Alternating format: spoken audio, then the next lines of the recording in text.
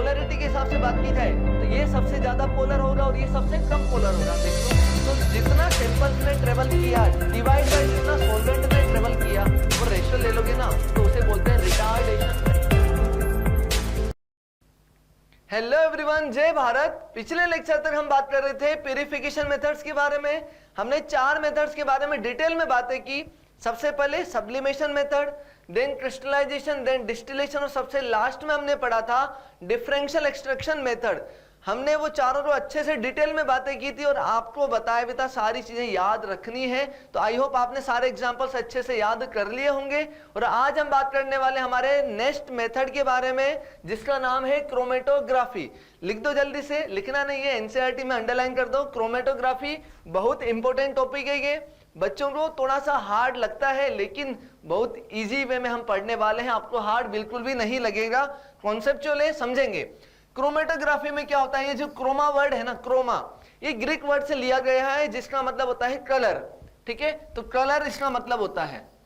Actually पहले के जमाने में जो प्लांट, जैसे पौधा होता है ना प्लांट, तो प्लांट में डिफरेंट कंपोनेंट्स पाए जाते हैं। उन कंपोनेंट्स को सेपरेट करने के लिए इस मेथड का यूज किया जाता था। और ग्रीक में जो कलर्स होते हैं ना उन्हें क्रोमा वर्ड बोला जाता है। तो यहां से इसका नाम पड़ गया क्रोमेटोग्राफी। तो प्लांट की जो डिफरेंट डिफरेंट कंपोनेंट्स है जिनके डिफरेंट डिफरेंट कलर्स होते हैं उन्हें सेपरेट करने की जो टेक्निक है उसे हम क्या बोल देते हैं, क्रोमेटोग्राफी। बहुत इजी है, इजी वे में पढ़ेंगे, टेंशन नहीं लेने का है। चलो समझते हैं।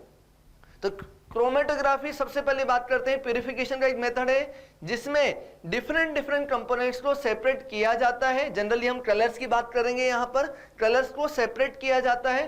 ठीक है, दूसरी बात, क्रोमेटोग्राफी में 2 टाइप की टर्म्स हमें जरूरत पड़ेगी। सबसे पहले स्टेशनरी फेज और दूसरी मोबाइल फेज।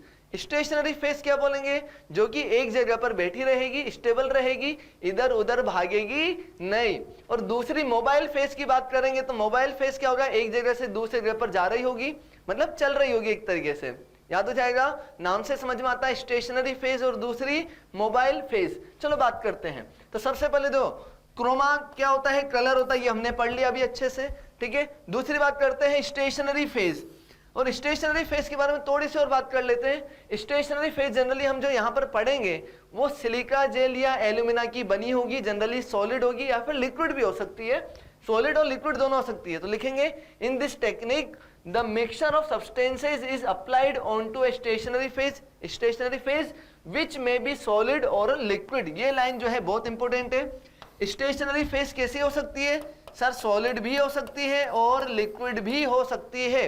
और जिस सब्सटेंस को हमें डिफरेंशिएट करना है, सेपरेट करना है, प्यूरिफाई करना है, उसे हम स्टेशनरी फेज पे अप्लाई कर देते हैं।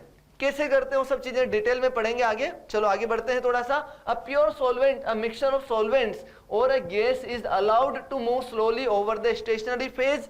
The components of the mixture gets gradually separated from one another. The moving phase is called mobile phase. चलो जल्दी से बात करते हैं। मोबाइल फेज क्या होगा सर, मोबाइल फेज होगा या तो प्योर सॉल्वेंट हो सकता है या फिर मिक्सचर ऑफ सॉल्वेंट्स हो सकता है या फिर गैस भी हो सकती है। मैंने क्या बोलेंगे, लिक्विड भी हो सकता है और गैस भी हो सकती है। ये लाइन इंपॉर्टेंट है, इसे भी अंडरलाइन कर देना जल्दी से। तो मोबाइल फेज के बारे में बात करेंगे तो सर वो लिक्विड हो सकता है, गैस भी हो सकता है। और अगर स्टेशनरी फेज की बात की जाए तो सर वो सॉलिड भी हो सकता है और लिक्विड भी हो सकता है। और स्टेशनरी फेज कहीं पर भागेगा नहीं और मोबाइल फेज जो है वो भागता रहेगा। समझ में आता है। चलो बात करते हैं। तो based on the principles involved in chromatography is classified into different categories. और जनरली हम इसे 2 कैटेगरी में डिवाइड करते हैं। किसे, क्रोमेटोग्राफी को। कौन कौन से प्रिंसिपल्स होते हैं अभी पढ़ेंगे अच्छे से। 2 टाइप की हम क्रोमेटोग्राफी पढ़ते हैं। पहला पढ़ते हैं एड्सॉर्प्शन क्रोमेटोग्राफी और दूसरा हम पढ़ते हैं पार्टीशन क्रोमेटोग्राफी। इनको भी इंपॉर्टेंट लगा देना। एड्सॉर्प्शन क्रोमेटोग्राफी में थोड़ा सा ओवरव्यू में दे देता हूं। यहां पर स्टेशनरी फेज जो होती है वो होती है सॉलिड। लिख दो जल्दी से, यहां पर जो स्टेशनरी फेज हम पढ़ेंगे वो होती है सॉलिड। सॉलिड स्टेशनरी फेज होती है और जनरली वो बनी होती है सिलिका जेल या फिर एल्यूमिना की। सिलिका जेल या फिर हम बात करेंगे वो किसकी बनी होती है, एल्यूमिना, Al2O3 की बनी होती है। लिख दो जल्दी से। तो एड्सॉर्प्शन क्रोमेटोग्राफी में जो स्टेशनरी फेज होता है वो होता है सॉलिड, और वो सिलिका जेल या एल्यूमिना से मिलकर बनी होती है। दूसरी बात करते हैं पार्टीशन क्रोमेटोग्राफी। पार्टीशन क्रोमेटोग्राफी में जो स्टेशनरी फेज होती है वो होती है हमारी लिक्विड, लिख देना जल्दी से, लिक्विड हमारी स्टेशनरी फेज होती है। स्टेशनरी फेज कैसे होती है? लिक्विड होती है, और लिक्विड के रूप में हम यहां पर लेते हैं जनरली वाटर, लिख देना भैया। यहां से क्वेश्चन आया हुआ है, बहुत इंपॉर्टेंट है ये, फिर आता रहेगा, वैसे बहुत इंपॉर्टेंट है। तो इन दोनों प्रिंसिपल, पहले हम बात करेंगे एड्सॉर्प्शन, ठीक है। अगर एड्सॉर्प्शन की वजह से सेपरेशन हो रहा है तो हम बोल देंगे एड्सॉर्प्शन क्रोमेटोग्राफी, और पार्टीशन की वजह से सेपरेशन हो रहा है, पार्टीशन किस तरीके से होगा वो भी समझेंगे अच्छे से बाद में। पार्टीशन की वजह से अगर सेपरेशन हो रहा है, अगर कंपाउंड्स को हम प्यूरिफाई कर पा रहे हैं तो उसे हम बोल देंगे पार्टीशन क्रोमेटोग्राफी। और दोनों में इंपॉर्टेंट बात क्या है? एड्सॉर्प्शन क्रोमेटोग्राफी में हमारा जो स्टेशनरी फेज है वो होगा सॉलिड, मतलब सिलिका जेल या एल्यूमिना से बन के रहेगा, और पार्टीशन क्रोमेटोग्राफी में जो स्टेशनरी फेज होगा वो होगा लिक्विड, और जनरली हम लेके चलते हैं वाटर। क्लियर? अच्छे से आगे बढ़ते हैं, आगे बढ़ते हैं। चलो सबसे पहले बात करते हैं एड्सॉर्प्शन क्रोमेटोग्राफी की। सर हमने दो टाइप की क्रोमेटोग्राफी की बात की है, सबसे पहले एड्सॉर्प्शन और उसके बाद हम पढ़ेंगे पार्टीशन क्रोमेटोग्राफी। बहुत इजी है, बहुत इजी है। चलो पहले थोड़ा सा ये जो लाइंस दे रखी ना इनके ऊपर मत जाना, पहले जो मैं समझा रहा हूं उसको समझते हैं। एड्सॉर्प्शन क्रोमेटोग्राफी भी फर्दर दो टाइप की होती है। कौन कौन से टाइप की होती है? कॉलम क्रोमेटोग्राफी और दूसरी होती है थिन लेयर क्रोमेटोग्राफी, जिसे हम TLCB बोल देते हैं, TLCB बोल देते हैं। एड्सॉर्प्शन क्रोमेटोग्राफी का जो मेन प्रिंसिपल होता है ये क्या होता है कि सर जो हमने मिक्सचर ऑफ कंपाउंड्स लिए जिन्हें हमें सेपरेट करना है, उन कंपाउंड्स में से किसी पर्टिकुलर टाइप के कंपाउंड को तो अच्छे से एब्जॉर्ब करेगा और किसी दूसरे कंपाउंड को कम अच्छे से एब्जॉर्ब करेगा। यही टेक्निक, यही प्रिंसिपल होगा जिसके ऊपर हम एड्सॉर्प्शन की, मतलब जिसके सहायता से हम यहाँ पर सेपरेशन कर पाएंगे मिक्सचर का। थोड़ा सा समझेंगे। चलो तो सबसे पहले ध्यान दो, इन लाइंस के ऊपर हम बाद में आ जाएंगे। पहले हम बात करते हैं कॉलम क्रोमेटोग्राफी के बारे में, उसके बाद हम पढ़ेंगे थिन लेयर क्रोमेटोग्राफी के बारे में। जब ये दोनों चीज हम अच्छे से समझ जाएंगे ना, पूरा क्रोमेटोग्राफी आपको अच्छे से, बहुत अच्छे से समझ में आ जाएगा। चलो बात करते हैं, सबसे पहले बात करते हैं कॉलम क्रोमेटोग्राफी की। कॉलम क्रोमेटोग्राफी सर एक कॉलम यूज होगा, इसी नाम दे दिया? हाँ सर, इसी वजह से नाम दिया है। यहाँ पर एक हम जो है स्टेशनरी फेज के रूप में एक कॉलम ले लेते हैं और उसके ऊपर जो है मूविंग फेज को प्रोवाइड करते हैं। कैसे होता है चलो डायग्राम से समझते हैं। और अगर डायग्राम समझ में आ गया तो बच्चों फिर तो कुछ टेंशन लेने वाली बात ही नहीं है। ये जो भी थ्योरी दे रखी ना ये आपको अच्छे से याद हो जाएगी, केवल पहले डायग्राम समझना जरूरी है। चलो समझते हैं। सर हमने यहाँ पर एक कॉलम ले लिया, ये जो कॉलम है इस कॉलम के बॉटम वाले पोर्शन पे हमने क्या लगा दिया? एक वॉल्व लगा दिया, ताकि वॉल्व बंद कर देंगे तो कुछ भी ऊपर से नीचे नहीं आ पाएगा। ठीक है, इस वॉल्व को बंद करके हमने यहाँ पर ग्लास वॉल रख दिया। ग्लास वॉल के ऊपर हमने यहाँ पर एक जो है सिलिका जेल बोल दो चाहे एल्यूमिना बोल दो, उसकी एक लेयर बना दी यहाँ पर, है ना, अच्छे से फिल कर दिया। यहाँ पर हमने स्टेशनरी फेज बना दी। स्टेशनरी फेज हम जनरली पता है ना एड्सॉर्प्शन क्रोमेटोग्राफी में सॉलिड वाली लेते हैं और पार्टीशन वाली क्रोमेटोग्राफी में लिक्विड वाली लेते हैं। तो यहाँ पर हमने क्या किया, सॉलिड वाली के रूप में सिलिका जेल या फिर बोल दो एल्यूमिना जो है उसे हम यहाँ पर हमने फिल कर दिया। तो ये जो लेयर दिख रही है आपको इतनी, यहाँ पर ये क्या है? स्टेशनरी फेज है, रुकी रहेगी, कहीं पर भागेगी नहीं। ठीक है, और ये हमारा काम करेगी एड्सॉर्बेंट की तरह। एड्सॉर्बेंट कौन होता है? जो किसी को एड्सॉर्ब कर सके, समझना, जैसे सॉल्वेंट होता है ना, सॉल्वेंट जो किसी को सोल्यूबल कर सके, ऐसे एड्सॉर्बेंट जो किसी को एड्सॉर्ब कर सके। ठीक है भैया, एड्सॉर्बेंट समझ में आ गया। अब एड्सॉर्बेंट के ऊपर हमने रख दिया मिक्सचर ऑफ कंपाउंड जिन्हें हमें सेपरेट करना है। तो मिक्सचर में ए बी सी तीनों की तीनों प्रेजेंट है। ठीक है, और हमने ऊपर से एक ले लिया सॉल्वेंट, और ये सॉल्वेंट ही ये क्या है हमारा मूविंग फेज। मूविंग फेज बोल दो चाहे मोबाइल फेज भी बोल सकते हैं, इसे मोबाइल फेज में बोल रहा हूं। ये जो सॉल्वेंट हमने लिया है यही सॉल्वेंट हमारा क्या है? मोबाइल फेज की तरह काम करेगा। हमने ऊपर मिक्सचर रख दिया और ऊपर से सॉल्वेंट मिला रहे हैं। तो जैसे सॉल्वेंट मिलाओगे ये मिक्सचर के जो कंपाउंड्स है ये धीरे धीरे उस सॉल्वेंट के साथ नीचे आना शुरू हो जाएंगे। अब होगा क्या, ये जो एड्सॉर्बेंट हमने लिया है इस एड्सॉर्बेंट की टेंडेंसी किस तरीके की है कि सर ये ए को जो है ना ज्यादा अच्छे से एड्सॉर्ब कर पाएगा और सी को कम अच्छे से एड्सॉर्ब कर पाएगा। तो जैसे ये जो सॉल्वेंट ऊपर से नीचे आ रहा होगा, सारे कंपाउंड्स जो है कंपाउंड्स ऊपर से नीचे आ रहे होंगे, तो ये सिलिका जेल किसको ज्यादा अच्छे से रोकेगा? ए को, और कम अच्छे से किसे रोक पाएगा? सी को। तो ए को तो क्या बोलेगा, भैया जाने नहीं देंगे तुम्हें। तो होगा क्या, जैसे सॉल्वेंट ऊपर से नीचे आ रहा होगा सर, ए तो ऊपर की तरफ रह जाएगा और बी और सी थोड़ा सा नीचे आना शुरू हो जाएंगे। थोड़ी और देर की बात की जाए तो ए सबसे ऊपर रहेगा और सी सबसे नीचे रहेगा। तो यहां से देख के हमें समझ में आ रहा है, यहां से डायग्राम को देख के हमें समझ में आ रहा है ज्यादा अच्छे से एड्सॉर्ब कौन हो पाया? सर ज्यादा अच्छे से एड्सॉर्ब हो पाया हमारा ए। तो हम लिख देंगे मोर एड्सॉर्ब्ड। इस सिलिका जेल की लेयर पे या मैं बोल दो स्टेशनरी फेस पे ज्यादा अच्छे से एड्सॉर्ब कौन हो पाया?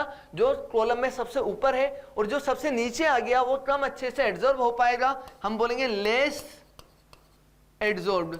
समझ में आती है बात अच्छे से? हाँ सर अच्छे से आती। क्यों? क्योंकि सर जिसका एड्सॉर्प्शन ज्यादा होगा उससे चलने की टेंडेंसी कम होगी, और जिसका एड्सॉर्प्शन कम होगा उसकी चलने की टेंडेंसी ज्यादा होगी। समझ में आता अच्छे से? जिनका इंटरेक्शन ही नहीं है, सी का इस स्टेशनरी फेस के साथ कोई इंटरेक्शन नहीं है, तो ये आराम से उस सॉल्वेंट के साथ में नीचे आ जाएगा, और ए का जो है उसके साथ अच्छा इंटरेक्शन है, तो धीरे धीरे बातें करते करते धीरे धीरे आएगा। समझ में आ रही बात? हो जाएगा अच्छे से। तो हमें यहाँ पर कभी भी पूछा जाए कि भैया कॉलम क्रोमेटोग्राफी में ए बी सी दिया हुआ है, बताओ तीनों को देख के किसका एड्सॉर्प्शन सबसे ज्यादा हुआ है? तो देख लेना बच्चों, ऊपर से बात कर रहे हैं क्योंकि मोबाइल फेस ऊपर से नीचे आएगा, तो यहां पर जो सबसे ऊपर है वो मोर एड्सॉर्ब है, और जो सबसे नीचे कॉलम में पाया जाएगा सी, वो क्या हो जाएगा? लेस एड्सॉर्ब हो जाएगा। समझ में आता अच्छे से? कोई डाउट नहीं है? ठीक है, तो इस तरीके से यहां पर हमारा जो है यहाँ पर सेपरेशन हो गया। अब धीरे धीरे क्या होगा, जैसे सॉल्वेंट मिलाते जाएंगे नीचे आते जाएंगे। अब वाल्व ओपन करोगे तो पहले सी मिल जाएगा, वाल्व बंद कर दो, फिर से वाल्व ओपन किया तो बी मिल जाएगा, फिर वाल्व बंद कर दो, फिर धीरे धीरे ए भी नीचे आएगा। भाई बातें करते रहेगा, उसके रिश्तेदार है ना वो, तो बातें कर रहा है। जब आराम से वो आएगा तो वाल्व ओपन कर देंगे और उसे कलेक्ट कर देंगे। तो इस तरीके से तीन डिफरेंट वेसल में ये तीनों ए बी सी आपस में सेपरेट कर सकते हैं। थोड़ा सा एनिमेशन भी देख लेते हैं, इसी की एनिमेशन की सहायता से भी समझ लेते हैं, देख लेते हैं इसे। देखो यहाँ पर समझ में आएगा आपको। सबसे पहले हमने ग्लास वूल रख दिया, फिर एल्यूमिना डाल के हम यहाँ पर जो है स्टेशनरी फेस बनाएंगे। बनाओ भैया जल्दी से। ये हमारी बन गई स्टेशनरी फेस।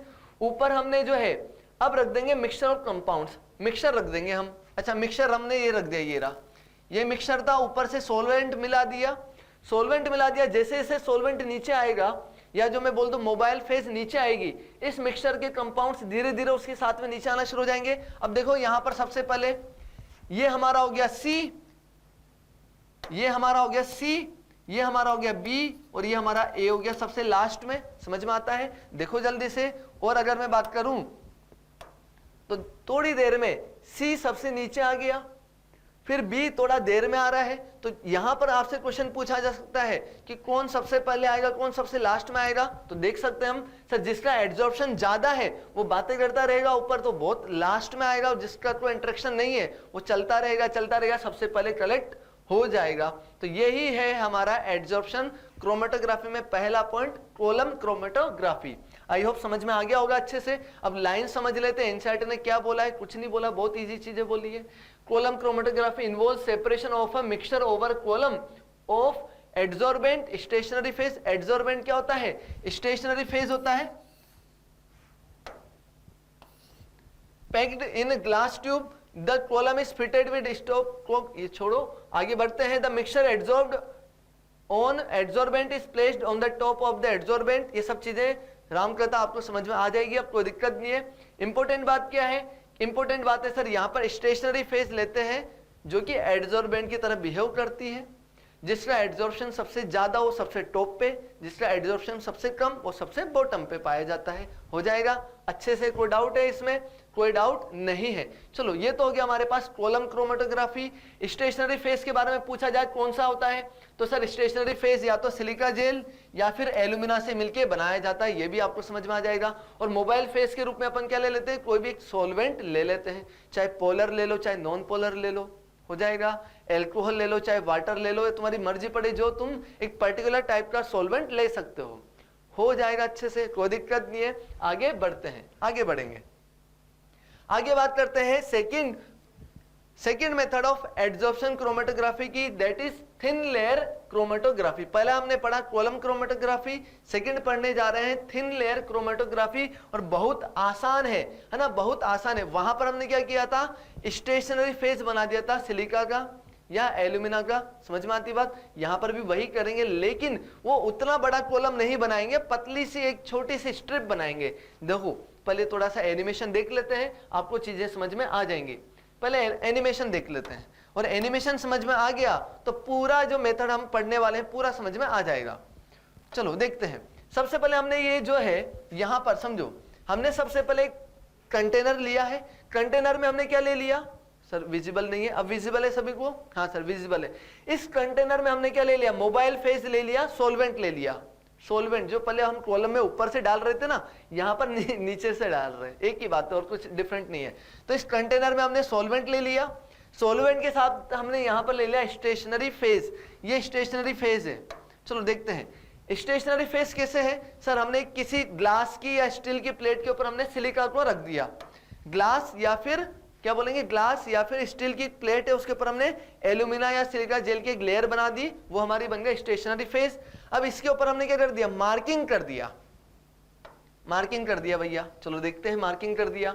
उसके बाद में क्या किया, मार्किंग के बाद हमने देखो यहां पर एक लाइन खींची है और कुछ डॉट्स बनाए हैं, उसके ऊपर हम सैंपल रख रहे हैं, ये सैंपल है। फिर ABC टाइप के हम जो है दूसरे कंपोनेंट्स वो भी रख रहे हैं ताकि कंपेयर करने के लिए, अभी समझ में आएगा आपको अच्छे से, ठीक है भैया। अब देखो अब आपको समझ में आ गया, आपने क्या किया, ढक्कन खोला, इसको उठा के यहाँ पर रख दोगे। दूसरी बात, सर ये आपने लाइन क्यों खींची, भैया लाइन इसके लिए खींची है कि जहां से चलना शुरू होंगे वो लाइन सबके लिए बराबर होना चाहिए ना। और दूसरी बात, थोड़ा सा ऊपर क्यों लिया, ये मैंने 2 सेंटीमीटर या 1 सेंटीमीटर ऊपर लिया है, क्यों लिया ऐसा, ये ऊपर क्यों लिया हमने, क्योंकि सर जब इसको उठा के यहां रखा जाएगा ना, तो ऐसा ना हो कि ये जो सारे कंपाउंड्स हैं, ये जहां हमने सैंपल डाले हुए हैं वो इस सॉल्वेंट में डिसोल्व ना हो जाए। समझ में आ रही बात, समझो। इसको उठा के अभी मैं यहां पर रखने वाला हूं, जैसे यहां रखूंगा होगा क्या, ये जो लाइन है ना अपन ने इस तरीके से बनाई है कि वो लाइन इस सॉल्वेंट में डूबे नहीं। सॉल्वेंट धीरे धीरे कैपिलरी एक्शन की सहायता से ऊपर चलना शुरू हो जाएगा, और जैसे सॉल्वेंट ऊपर जाएगा ये सारे कंपोनेंट्स भी उसके साथ चलना शुरू हो जाएंगे। अगर ये लाइन नीचे होती तो जैसे इस स्ट्रिप को मैं यहाँ पर डुबोता, वो सारे सैंपल जो है इसमें सॉल्वेंट में घुल जाते, बह जाते एक तरीके से। आ रही बात समझ में, इसलिए हमने 2 सेंटीमीटर ऊपर लाइन बना के उसको वहां पर लाइन बना के सैंपल को वहां पर रखा हुआ है। अब उठा के हम इसे कंटेनर में डाल देंगे, डाल देते हैं भैया।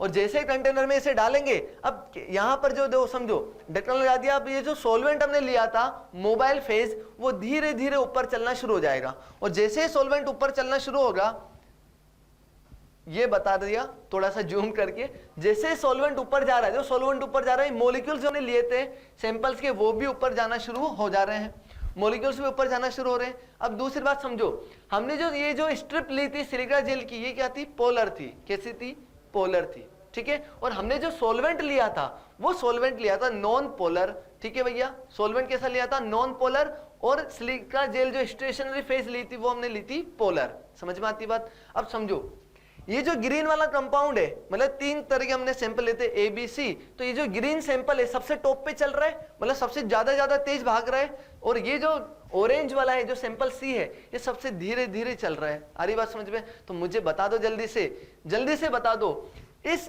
लेयर के ऊपर जो है एड्जॉर्प्शन किसका सबसे ज्यादा हो रहा है, सर सबसे ज्यादा एड्जॉर्प्शन हो रहा है इसका। और सबसे कम एड्जॉर्प्शन किसका हो रहा है, सबसे कम एड्जॉर्प्शन हो रहा है इसका। आ रही बात समझ में। दूसरी बात समझो, अगर आपको बात की जाए, ये सॉल्वेंट के साथ था नॉन पोलर, सॉल्वेंट के साथ था बच्चों नॉन पोलर था। तो जैसे सॉल्वेंट के साथ जो भाग रहा है ये ग्रीन भाग रहा है, तो मुझे बताओ ये ग्रीन क्या है, ये सर ग्रीन है, नॉन पोलर की तरह बिहेव कर रहा है। और ये जो ऑरेंज वाला है ना सर, ये सबसे धीरे धीरे चल रहा है, ये सिलिका जेल से बातें करते चल रहा है, मतलब ये क्या है, पोलर है। ये सिलिका जेल की नेचर का है, एक तरीके से बोल सकते हैं। तो हमारे पास यहां से समझ में आएगा सर, स्टेशनरी फेज के साथ ज्यादा अफिनिटी कौन शो कर रहा है, सर हमारे पास ये जो ऑरेंज वाला मॉलिक्यूल है उसके साथ ज्यादा अफिनिटी शो कर रहा है, और ये ग्रीन वाला कम अफिनिटी शो कर रहा है, ठीक है। ग्रीन वाला जो है मोबाइल फेज के साथ ज्यादा अफिनिटी शो करता चल रहा है। समझ में आ रही बात अच्छे से। सॉल्वेंट के साथ बातें करते चल रहा है, और ये हमारे पास सिलिका जेल से बातें करते चल रहा है। हो जाएगा। तो जस्ट मतलब कॉलम क्रोमेटोग्राफी वाला ही कॉन्सेप्ट है, क्योंकि दोनों के दोनों ही क्या है, एड्जॉर्प्शन क्रोमेटोग्राफी का ही प्रिंसिपल यहाँ पर फॉलो हो रहा है। ठीक है भैया, समझ में आता है? आगे बढ़ते हैं। समझ में आ रहा है भैया कि ग्रीन वाला जो है सोलवेंट के साथ चल रहा है और ऑरेंज वाला जो है स्टेशनरी फेस के साथ बातें करते हुए चल रहा है। आगे बात करेंगे, आगे देखेंगे। ये सोलवेंट था नॉन पोलर और हमने जो स्टेशनरी फेज लिया था वो सिलिका जेल, वो क्या थी? पोलर। इस वजह से वो इस तरीके से हुआ। ये सिलिका जेल हमने लिया हुआ है पोलर। चलो आगे बढ़ते हैं। देखो यहां से समझ में आता है पोलरिटी के हिसाब से बात की जाए तो ये सबसे ज्यादा पोलर होगा और ये सबसे कम पोलर होगा। देख लो, ग्रीन वाला जो है वो नॉन पोलर की तरह बिहेव कर रहा है और ऑरेंज वाला जो है वो पोलर की तरह बिहेव कर रहा है। अब हमने क्या किया भैया, स्ट्रिप को बाहर ले लिया।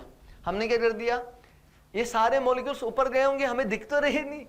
हमें यहाँ पर कुछ दिख रहा है क्या? नहीं दिख रहा सर। तो क्या ऐसा है कि मॉलिक्यूल्स ऊपर नहीं गए होंगे? मॉलिक्यूल्स ऊपर गए हैं। देखो ये सोलवेंट जो यहाँ से ट्रेवल करते करते सोलवेंट यहाँ तक आ चुका है, सोलवेंट यहाँ तक आ चुका है।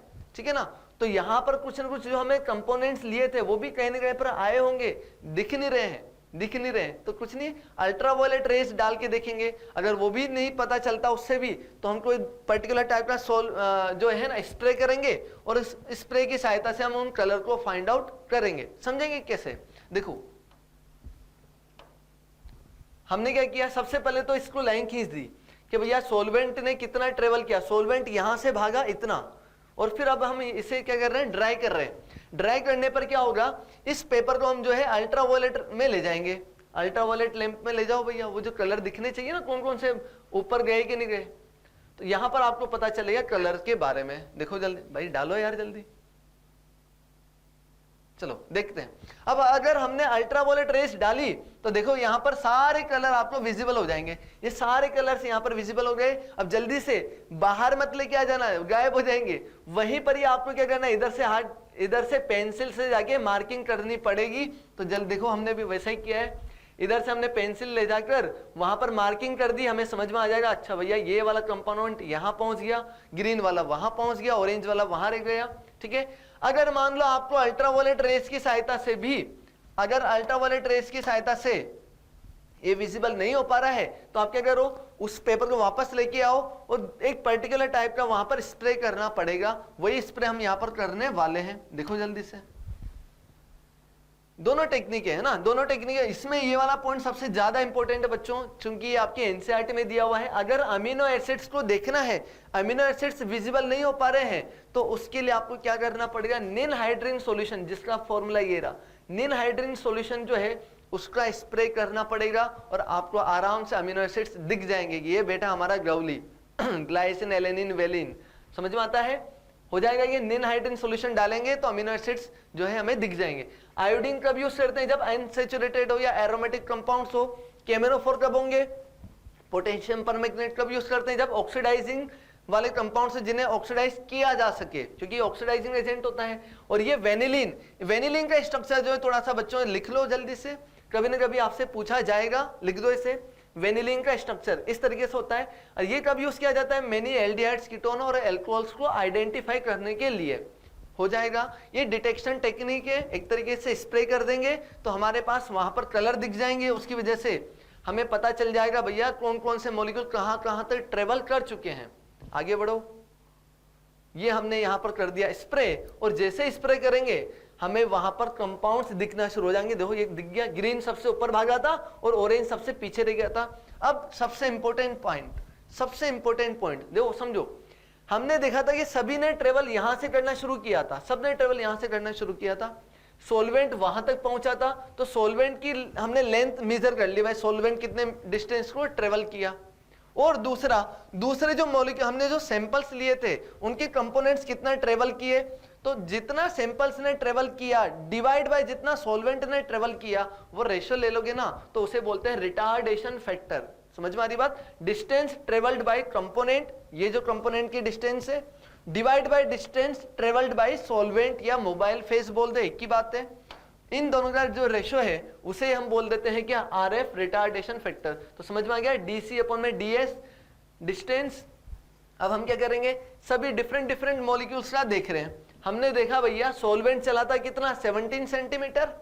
और ये जो भाई साहब है ऑरेंज वाला, नहीं पहले ब्लू वाले की बात कर लेते हैं, 4 सेंटीमीटर किसके लिए है? ए के लिए। चलो ये ऑरेंज वाला चला था 4 सेंटीमीटर, तो रिटार्डेशन फैक्टर कितना हो गया? 0.23।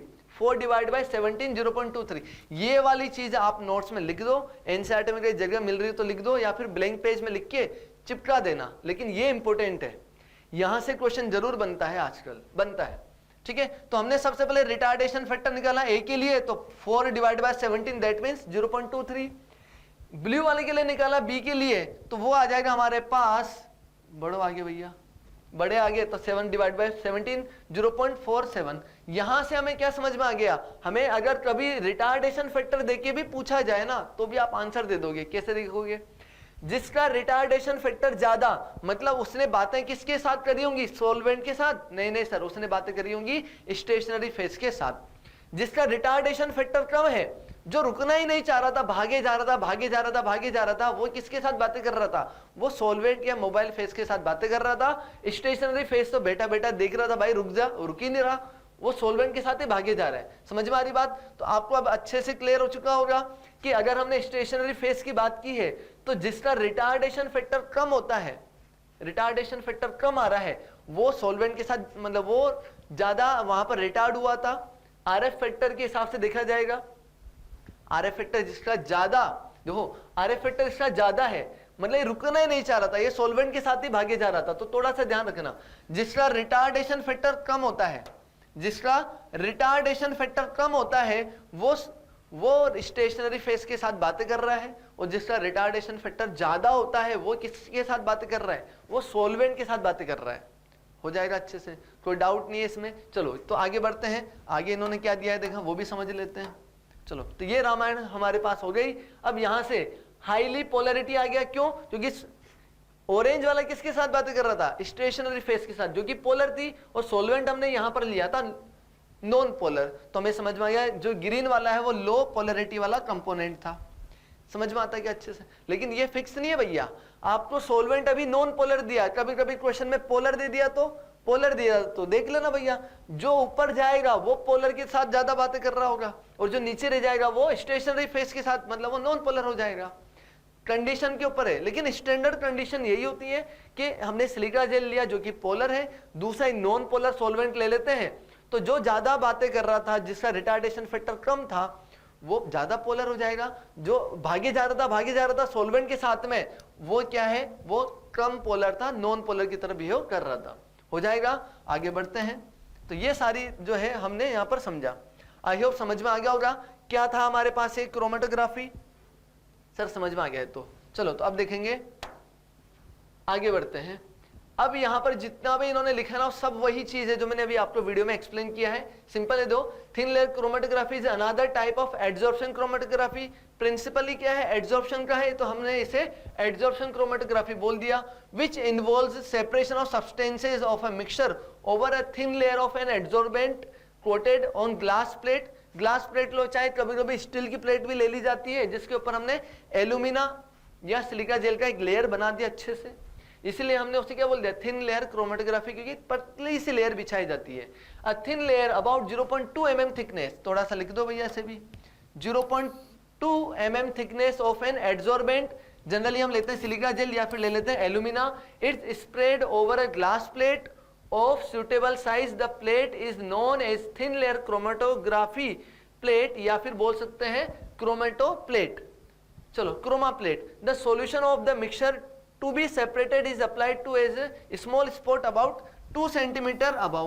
क्यों 2 सेंटीमीटर अबाव लगाया जाता है? From the end of TLC। क्यों भैया? क्योंकि सर अगर बॉटम पे लगा दिया ना, तो जैसे TLC प्लेट को आप सॉल्वेंट में डुबाओगे, सारे सॉल्वेंट भाग जाएंगे इधर उधर, कोई प्लेट पे रहेगा ही नहीं। अरे बात समझ में? लफड़ा हो सकता है। इसलिए हम क्या करते हैं, जितना प्लेट सॉल्वेंट में डूबी हुई है ना, उससे थोड़ा सा ऊपर एक लाइन बना देते हैं और वहां पर सैंपल्स को टिका देते हैं। हो जाएगा। चलो आगे बात करते हैं, आगे बात करेंगे। The glass plate is then placed in a closed jar containing the eluent. Eluent क्या होता है? एल्यूएंट वही है मोबाइल फेज, सॉल्वेंट जो भागे जा रहा था, उसे हमने क्या बोल दिया? एल्यूएंट बोल दिया। एक ही बात है ना, सॉल्वेंट बोलो, एल्यूएंट बोलो, मोबाइल फेज बोलो, एक ही बात है। Eluent rises up the plate, the components of the mixture move up along with the eluent to different distances depending on their degree of adsorption। अच्छा, एड्सॉर्प्शन किसका सबसे ज्यादा होगा? जो सबसे नीचे रह जाएगा, और सबसे कम किसका होगा, जो मोबाइल फेस के साथ भागते भागते सबसे ऊपर पहुंच जाएगा। समझ में आता है? कॉलम क्रोमेटोग्राफी में, और यहाँ पर उल्टा है, रट मत लेना, समझना, समझोगे तो अच्छे से याद रहेगा। With the element to different distances depending on their degree of absorption and separation takes place, the relative absorption of each component of the mixture is express किया जाता है in terms of retardation factor, और हमने पढ़ा ये जिसका retardation factor कम उसका adsorption ज्यादा, जिसका रिटार्डेशन फैक्टर ज्यादा उसका एड्जॉर्प्शन कम हो जाएगा, रिवर्स होता है। और बाकी ये सारी रामकथा वही दिया हुआ है कि भैया अगर उनके कलर कंपोनेंट्स हमें विजिबल नहीं होंगे, वैसे विजिबल हो जाने चाहिए, नहीं हुए तो अल्ट्रावायलेट रेस डालो, अगर तब भी विजिबल नहीं होते हैं तो फिर क्या करो, आयोडीन डालो, निन हाइड्रीन सोल्यूशन डालो। निन हाइड्रीन वाला यहाँ पर देखो एनसीईआरटी में दिया हुआ है, कहीं ना कहीं दिया हुआ, फॉर एग्जाम्पल अमीनो एसिड्स। ये वाली लाइन भैया बहुत इंपॉर्टेंट है, 7 स्टार, कभी ना कभी यहाँ से क्वेश्चन आएगा, और जब आएगा तो भैया मेरी बातें याद रहनी चाहिए। निन हाइड्रीन सॉल्यूशन क्यों यूज किया जाता है, अमीनो एसिड्स को आइडेंटिफाई करने के लिए, हो जाएगा। और यहाँ पर आयोडीन के बारे में भी कहीं दिया हुआ था, वो भी देख लेना, ब्राउन कलर हो जाता है कब, जब आयोडीन की बात की जाती है, ये भी सब हो जाएगा। तो ये सब हमने बातें करी, कौन कौन सी। क्रोमेटोग्राफी में सर 2 टाइप्स पढ़े थे, एड्जॉर्प्शन और पार्टीशन। तो एड्जॉर्प्शन समझ में आ गया, एड्जॉर्प्शन के दोनों टाइप समझ में आ गए, कौन कौन से, कॉलम क्रोमेटोग्राफी और दूसरा हमारे पास थिन लेयर क्रोमेटोग्राफी। अब बात करते हैं पार्टीशन क्रोमेटोग्राफी। सेम यही कॉन्सेप्ट है, केवल और केवल डिफरेंस क्या है, स्टेशनरी फेज जो अभी तक हम सॉलिड लेके चल रहे थे वो क्या हो जाएगा, लिक्विड हो जाएगा, बाकी कोई चेंजेस यहाँ पर नहीं होने वाले।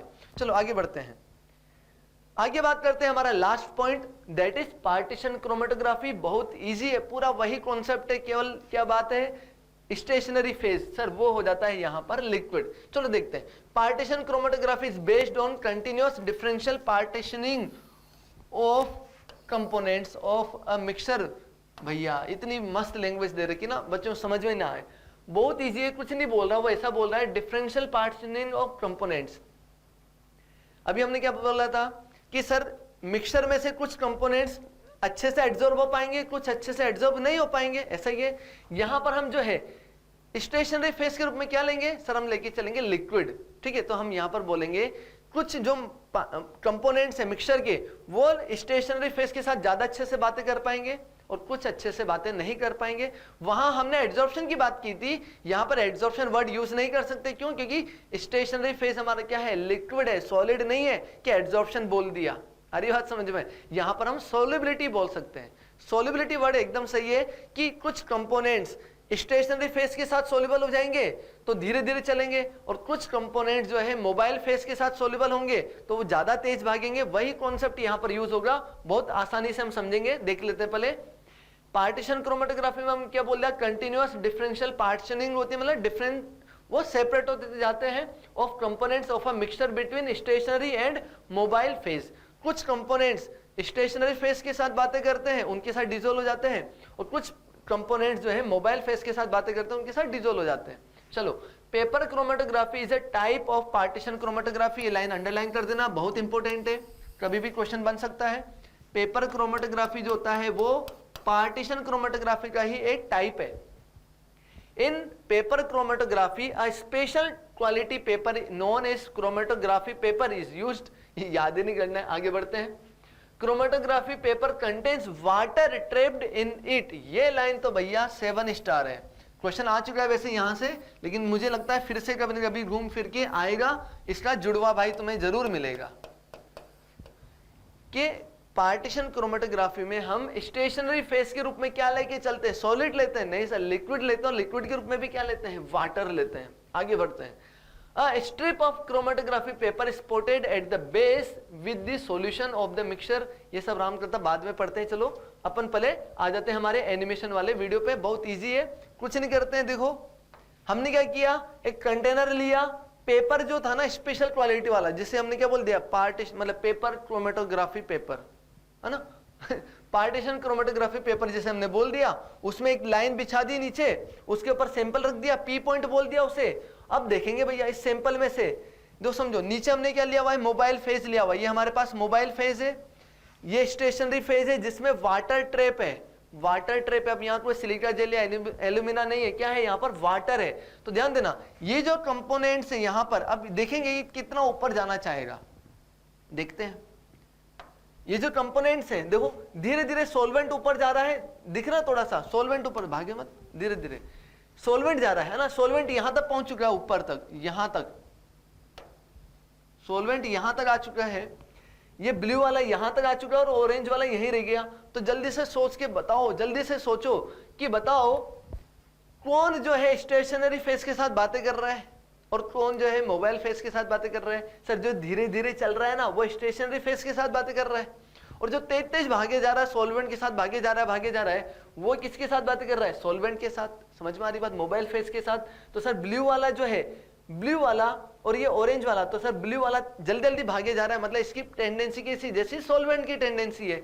ऑरेंज वाले की टेंडेंसी कैसी, उसकी टेंडेंसी वैसी है, उसका नेचर वैसा है जैसा कि स्टेशनरी फेस का है। समझ में आती बात। इस तरीके से आप आसानी से कंपोनेंट्स को सेपरेट कर सकते हो, आइडेंटिफाई कर सकते हो। चलो तो इस तरीके से हमारे पास आ गया। अब तुम चाहो तो रिटार्डेशन फैक्टर भी आसानी से निकाल सकते हो। रिटार्डेशन फैक्टर भी आप यहां पर आराम से देख लो। सोलवेंट कितना चला पता चली जाएगा, सोलवेंट की लेयर है, सोलवेंट की लेयर यहां से हमने देख लिया सोलवेंट चला, और देख लो ऑरेंज वाला कितना चला, ऑरेंज वाला इतना चला। तो बस distance travelled by orange divide by distance travelled by solvent is known as retardation factor of this. फिर distance travelled by blue divide by distance travelled by solvent is known as retardation of factor.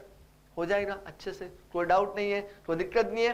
तो ये हमारे पास paper chromatography, जिसे partition chromatography भी बोल देंगे, इतना सा डिफरेंस है। यहाँ कोई एड्सॉर्प्शन की बात नहीं हो रही है, यहाँ पर बोल सकते हैं कि सोल्युबिलिटी की बात कर सकते हैं, क्योंकि हमारा स्टेशनरी फेज भी लिक्विड है, मोबाइल और जो ये जो हमने लिए है ना कंपोनेंट्स, ये भी लिक्विड की तरह ही है। तो ये कंपोनेंट्स उसमें सोल्यूबल हो जाएगा और उसमें सोल्यूबल हो पाएगा, इसलिए हमने बोल दिया पार्टीशन की तरह बिहेव कर रहा है। एड्सॉर्प्शन वर्ड यहां पर यूटिलाइज नहीं कर सकते, बस इतना सा डिफरेंस है और कुछ भी नहीं है। चलो बात करते हैं। Strip of chromatography paper supported at the base with the solution of mixture is suspended in suitable solvent और मिक्सचर ऑफ सॉल्वेंट्स। या तो एक पर्टिकुलर सॉल्वेंट ले लो या मिक्सचर ऑफ सॉल्वेंट ले लो, एक ही बात है, कोई दिक्कत नहीं। वो मोबाइल फेस की तरह बिहेव करेगा और क्रोमेटोग्राफी पेपर जो है स्टेशनरी फेस की तरह बिहेव करेगा, जिसके बेस से थोड़ा सा ऊपर हम क्या कर देंगे, लाइन खींच देंगे और उस लाइन पे हम क्या करते हैं, मिक्सचर ऑफ सॉल्यूशन मिला देंगे, क्योंकि हमें पता है उस मिक्सचर में से ही हमें कंपोनेंट सेपरेट करने हैं, उसे हमने वहां पर रख दिया। अब देखो this solvent acts as mobile phase, समझ में आता है। The solvent rises up the paper by capillary action, ये भी आपको समझ में आता है, फिजिक्स में पढ़े होंगे। And flows over the spot. चलो the paper selectively retains different components according to their differing partition in the two phases. समझो वो एक ही बात बोल रहे हैं कि जो स्टेशनरी फेस की नेचर का है उसको स्टेशनरी फेस रोकना चाहेगा, और जो मोबाइल फेस की नेचर का है मोबाइल फेस के साथ वो ऊपर भागे चला जाएगा, यही बात है। लेकिन यहां पर एड्सॉर्प्शन वर्ड यूज नहीं कर पाएंगे क्योंकि स्टेशनरी फेस लिक्विड है, सॉलिड नहीं है। हो जाएगा, आगे बढ़ जाएंगे। तो इस तरीके से हमारे पास सेपरेशन मिल जाता है। The paper strip is so developed is known as chromatogram, समझ में आता है वो भी।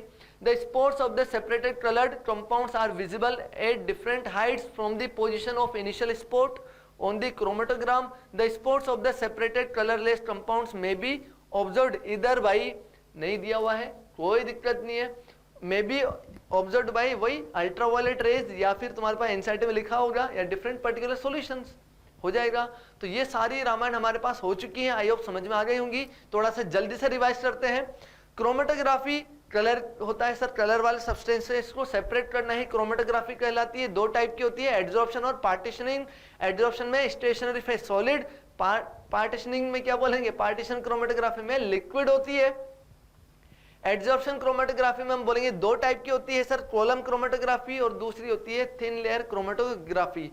हो जाएगा, कोई डाउट नहीं है इसमें, सिंपल है। रिटार्डेशन फैक्टर क्या होगा, जिसका रिटार्डेशन फैक्टर ज्यादा उसने बातें करी होंगी सॉल्वेंट के साथ, मोबाइल फेस के साथ। जिसका रिटार्डेशन फैक्टर कम होगा उसने बातें करी होंगी किसके साथ, स्टेशनरी फेस के साथ। हो जाएगा। चलो आगे बढ़ते हैं। अब इसके ऊपर क्वेश्चन कैसे आते हैं वो भी समझ लेते हैं। चलो एक क्वेश्चन देख लेते हैं, एक क्वेश्चन आया हुआ है जेईई मेन 2018 में, देख लेते हैं। Two compounds 1 and 2 are eluted by column chromatography, adsorption of 1 is greater than 2। Adsorption किसका ज्यादा है? 1 का ज्यादा है, तो देख लो जिसका एड्सॉर्प्शन ज्यादा उसका रिटार्डेशन फैक्टर कम होता है। Which one of the following is correct? चलो देखो, सेकंड मोस्ट स्लोअर, सेकंड का एड्सॉर्प्शन, अरे सर फर्स्ट का एड्सॉर्प्शन ज्यादा है तो फर्स्ट जो है धीरे धीरे चलेगा, सेकंड का एड्सॉर्प्शन ही नहीं है वो तो फटाक से भागे जाएगा, पहला तो गलत है। सेकंड मूव्स फास्टर, हाँ सेकंड मूव फास्टर सही है। Retardation factor is higher than first, हाँ जो ज्यादा तेज भागेगा उसका रिटार्डेशन फैक्टर भी ज्यादा होगा। सर हमारा आंसर आ जाएगा बी, तो ये हमारा आंसर आ जाएगा बी। आई होप समझ में आ गया होगा। जो तेज भागेगा ज्यादा डिस्टेंस ट्रेवल कर पाएगा, रिटार्डेशन फैक्टर ज्यादा हो जाएगा, और जो तेज भागेगा उसका नेचर किसकी तरह रहेगा? सॉल्वेंट की तरह, स्टेशनरी फेज की तरह नहीं। चलो आगे देखते हैं। Which of the following statement is not true about partition chromatography? Mobile phase can be A gas, हो सकता है, हमने बात की है ना। मोबाइल फेज लिक्विड भी हो सकती है, गैस भी हो सकती है, सॉल्वेंट भी हो सकता है, चले यार कोई नहीं, हो सकती है गैस भी। Stationary phase is finally divide solid adsorbent, ओ भाई साहब नहीं, ये तो गलत बात है, ये तो गलत बात है। हमने बात की स्टेशनरी फेज किससे होती है?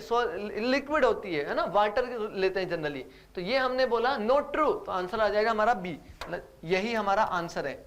Separation depends upon equilibrium of solute, equilibration of solute between a mobile and stationary phase, हाँ बोल सकते हैं। सेपरेशन कौन किसके साथ में डिसोल्व होना चाहता है, कौन किसके साथ इंटरेक्शन करना चाहता है, उसी के हिसाब से यहाँ पर सेपरेशन होता है, सही बात है। Paper chromatography is an example of partition chromatography, that is also right, हमारा आंसर आ जाएगा बी। चलो आगे बढ़ते हैं, एक क्वेश्चन और है, थोड़ा सा इसे मैं बड़ा कर देता हूं।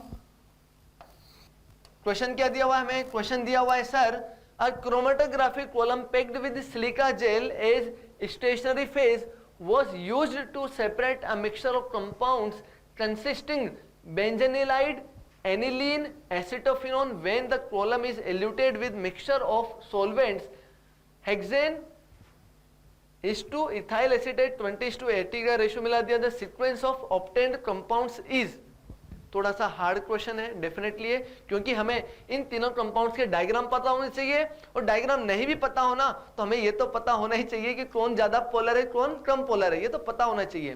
पोलरिटी तो हमें पता होनी ही चाहिए, बिना उसके हम कर नहीं पाएंगे। तो ध्यान देना, सबसे पहले मैं बता देता हूँ एसिटोफिनोन, आप शायद जानते होंगे है ना। एसिटोफिनोन क्या होता है sir?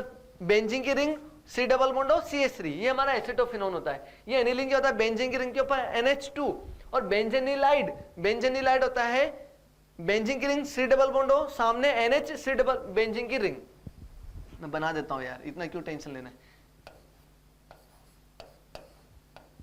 C double bond O NH, ये हमारे पास हो गया बेंजेनिलाइड। एनिलीन तो आप अच्छे से जानते हो, एनिलीन क्या होता है? NH2, और ये हो जाएगा बेंजीन की रिंग, ठीक है। दूसरी बात, एसिटोफिनोन क्या होता है? एसिटोफिनोन होता है सर COCH3, ये एसिटो, और यहां पर जोड़ देंगे बेंजीन की रिंग, ये हो जाएगा एसिटोफिनोन। अब इन तीनों के बारे में वो बोल रहा है, भैया बताओ, इसने क्वेश्चन क्या बोला? The sequence of obtained compound is, हमारे पास ये 3 कंपाउंड्स दिए हुए हैं, इनका हमें सेपरेशन करना है कॉलम क्रोमेटोग्राफी से। दूसरी बात, इन्होंने क्या बोला कि जो सॉल्वेंट है ना, सॉल्वेंट वो है इथाइल एसीटेट और हेक्सेन। इथाइल एसीटेट होता है पोलर, हेक्सेन होता है नॉन पोलर, तो इन दोनों का जो मिक्सचर बनेगा वो बताओ पोलर बनेगा या नॉन पोलर बनेगा? सर चूंकि इसकी अमाउंट ज्यादा है इथाइल एसीटेट की, तो हमारे पास जो सॉल्वेंट बनने वाला वो बनेगा पोलर, ठीक है। अब जब तुम कॉलम क्रोमेटोग्राफी यूज करोगे तो सॉल्वेंट के साथ कौन भागता चला जाएगा? जो पोलर होगा, और धीरे धीरे कौन भागेगा? जो कि नॉन पोलर होगा, ठीक है। अब तुम यहाँ बोले सर सिलिका जेल भी तो पोलर है, तो भैया सिलिका जेल स्टेशनरी फेज की तरह बिहेव कर रही है, आपको जो वैल्यू मतलब बोलते हैं ना प्रायोरिटी आपको किसे देनी है? सॉल्वेंट को देनी है, सॉल्वेंट को देनी है। अगर सिलिका जेल भी पोलर है वैसे तो, लेकिन जब कभी भी दोनों चीजें पोलर लिया जाए, सॉल्वेंट भी और स्टेशनरी फेज भी, तो आपको प्रायोरिटी किसे देनी है? आपको प्रायोरिटी देनी है सॉल्वेंट को, जब तक कि कुछ मेंशन ना किया जाए, ठीक है। तो मैं यहाँ प्रायोरिटी लेके चल रहा हूं, हमारा जो सॉल्वेंट है वो पोलर है। इन तीनों में से सबसे ज्यादा पोलर कौन है? सर सबसे ज्यादा पोलर है हमारे पास एसिटोफिनोन, चूंकि इसके ऊपर पार्शियल पॉजिटिव सबसे ज्यादा होगा, डायपोल मोमेंट सबसे ज्यादा होगा, इसके ऊपर लोन पेयर की वजह से कार्बन के ऊपर पार्शियल पॉजिटिव थोड़ा सा डिक्रीज हो जाएगा, क्योंकि लोन पर देख रहा पार्शियल पॉजिटिव डिक्रीज, तो डाइपोल मोमेंट भी डिक्रीज हो जाएगा। यहां पर तो नाइट्रोजन अपना लोन पे इधर दे रहा, यहां पर पार्शियल पॉजिटिव सबसे कम है, यहां कोई पार्शियल पॉजिटिव आ ही नहीं रहा एक तरीके से, ठीक है। सी डबल बॉन्ड की वजह से पार्शियल पॉजिटिव ज्यादा था, लेकिन नाइट्रोजन ने लोन पे देके वो डिक्रीज कर दिया, तो सबसे ज्यादा पोलर ये है, उससे थोड़ा कम पोलर है, और सबसे कम पोलर हमारे पास सी है। तो देखो अगर मैं बात करूं तो ये ए, ये तो हो गया ए, ये हो गया बी, और ये हो गया हमारे पास सी। सी वाला सबसे ज्यादा पोलर है। तो जब कॉलम क्रोमेटोग्राफी में ऊपर से सोलवेंट डाल के तुम नीचे कलेक्ट करोगे, तो सोलवेंट के साथ भागते भागते सबसे पहले कौन आएगा सर? सबसे पहले आएगा हमारे पास सी, दैट इज एसिटोफिनोन। थोड़ा सा धीरे कौन आएगा? ए, और सबसे लास्ट में कौन आएगा हमारे पास? बी, क्योंकि सबसे लिस्ट पोलर है। सबसे ज्यादा पोलर, थोड़ा कम पोलर, सबसे लिस्ट पोलर हो जाएगा। तो हमारा आंसर आ जाएगा सी ए बी। कहां पर दिया हुआ? सी ए बी, ये दिया हुआ है डी में। तो ये हो जाएगा हमारे पास इस तरीके से ये भी आंसर। आई होप समझ में आ गया होगा। हमने देखा सोलवेंट पोलर था, जब सोलवेंट ऊपर से डालोगे तो उसके साथ बातें कौन करेगा? जो ज्यादा पोलर है। सबसे ज्यादा पोलर कौन है? एसिटोफिनोन। उससे कम पोलर कौन है? बेंजीनिलाइड। और सबसे कम पोलर कौन हो जाएगा हमारे पास? एनिलीन। आई होप समझ में आ गया होगा। तो ये हमारे पास हो गया क्रोमेटोग्राफी। आई होप समझ में आ गया होगा, याद भी हो चुका होगा। रिटार्डेशन फैक्टर बहुत इंपॉर्टेंट है, वहां से क्वेश्चन जरूर आता है। मिलते हैं नेक्स्ट लेक्चर में एक नए टॉपिक के साथ। जय भारत।